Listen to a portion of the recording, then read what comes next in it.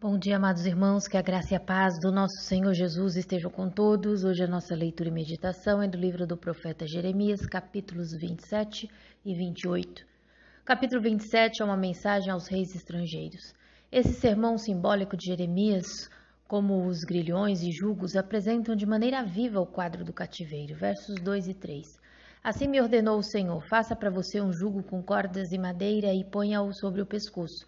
Depois mande uma mensagem aos reis de Edom, de Moabe, de Amon, de Tiro e de Sidom, por meio dos embaixadores que vieram a Jerusalém para ver Zedequias, rei de Judá. Jeremias pôs sobre seu pescoço uma canga de madeira, presa com tiras de couro, simbolizando a inutilidade de querer livrar-se do jugo babilônico.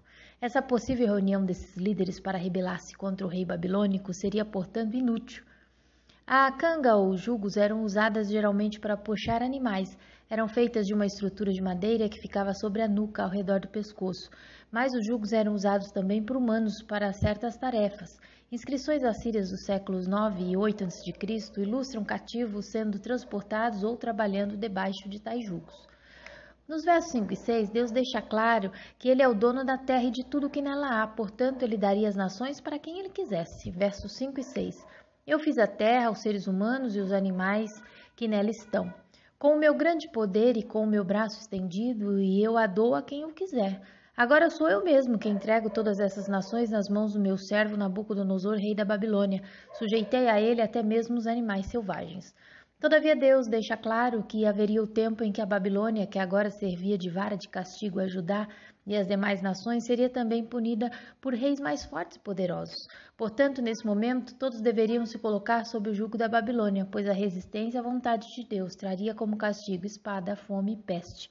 Mas a que obedecesse e se colocasse debaixo do jugo da Babilônia, Deus a deixaria na sua própria terra. Diante disso, o Senhor faz um alerta para que não ouçam as palavras dos falsos profetas e adivinhos. Verso 9. Não ouçam os seus profetas, os seus adivinhos, os seus intérpretes de sonhos, os seus médiuns e os seus feiticeiros, os quais lhes dizem para não se sujeitar ao rei da Babilônia. A verdade é que a prolongada crise nacional fizera surgir uma multidão de charlatões religiosos. O povo rebelde, ao que parece, até aqui aceitou-os de todo o coração. Afinal, diziam ao povo que queriam ouvir paz, paz, quando na verdade havia guerra. Nos versos 12 ao 15, encontramos uma mensagem de Jeremias a Zedequias, exortando-o a continuar sempre submisso à Babilônia, sem dar atenção aos profetas falsos. As palavras dos profetas são falsas porque eles proclamam meramente a sua própria reação à sua situação, e não uma mensagem revelada por Deus. Afinal, o Senhor não havia enviado nenhum deles.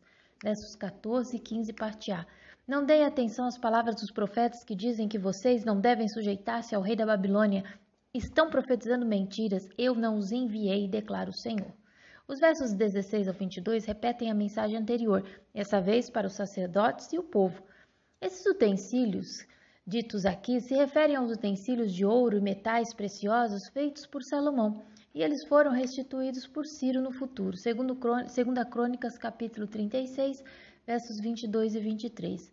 No primeiro ano do reinado de Ciro, rei da Pérsia, para que se cumprisse a palavra do Senhor anunciada por Jeremias, o Senhor tocou no coração de Ciro, rei da Pérsia, para que fizesse uma proclamação em todo o território de seu domínio e a pusesse por escrito nesses termos.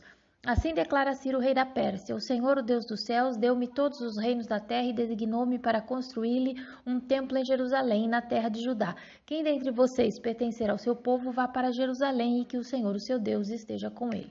Os utensílios foram levados de volta a Jerusalém por Esdras em 458 a.C., no tempo do fim do cativeiro. Esdras, capítulo 1, versos 7 a 11.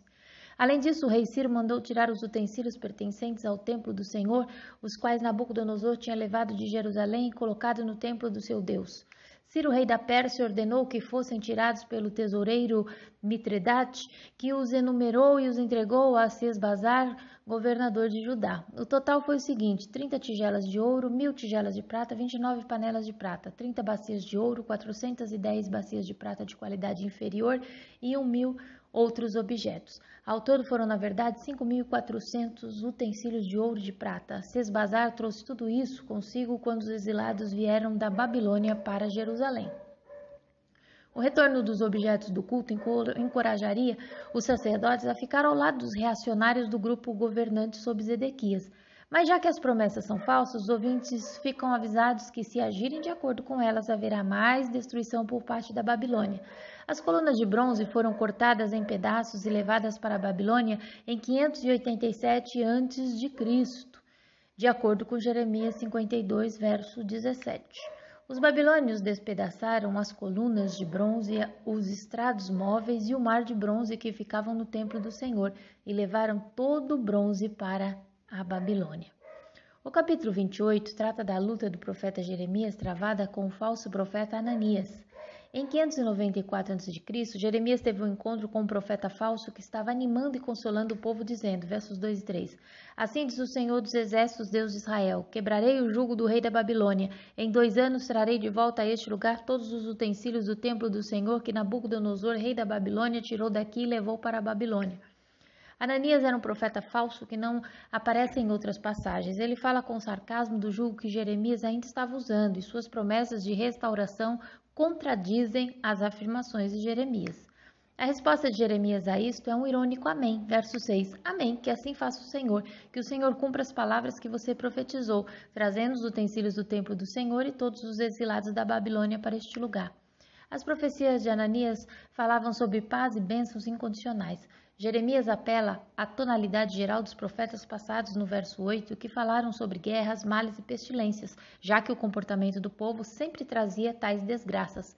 Portanto, Jeremias declarou que o tempo diria se a predição se realizasse, se Ananias era ou não enviado por Deus. Verso 9. Mas o profeta que profetiza prosperidade será reconhecido como verdadeiro enviado do Senhor se aquilo que profetizou se realizar. Diante disso, Ananias quebrou o jugo de Jeremias ao mesmo tempo que predizia a humilhação de Babilônia para ali há 2 anos. Quando Jeremias, por fim, recebeu uma mensagem de Deus, esta era de um tom mais severo que a anterior, versos 13 e 14. Vá dizer a Ananias, assim diz o Senhor, você quebrou um jugo de madeira, mas eu em seu lugar você fará um jugo de ferro. Assim diz o Senhor dos Exércitos, Deus de Israel, porém um jugo sobre o pescoço de todas essas nações para fazê-las sujeitas a Nabucodonosor, rei da Babilônia, e elas se sujeitarão a ele, até mesmo os animais selvagens estarão sujeitos a ele.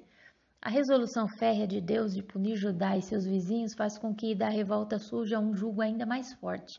A punição relativamente rápida de Ananias mostrou qual é a penalidade para a apostasia e rebelião, versos 16 e 17. Por isso assim diz o Senhor, vou tirá-lo da face da terra. Este ano você morrerá, porque pregou rebelião contra o Senhor. E o profeta Ananias morreu no 7º mês daquele mesmo ano. Lembre-se sempre que o nosso Deus é um Deus zeloso, que vela para que a sua palavra se cumpra. Jeremias 1, versos 11 e 12. E a palavra do Senhor veio a mim. O que você vê, Jeremias? Vejo o ramo de uma amendoeira, respondi. O Senhor me disse, você viu bem, pois estou velando para que a minha palavra se cumpra. Por isso, decida hoje ouvir a voz de Deus e viver a sua palavra. Que Deus os abençoe e até amanhã, se Deus quiser, com apenas o capítulo 29 do livro do profeta Jeremias.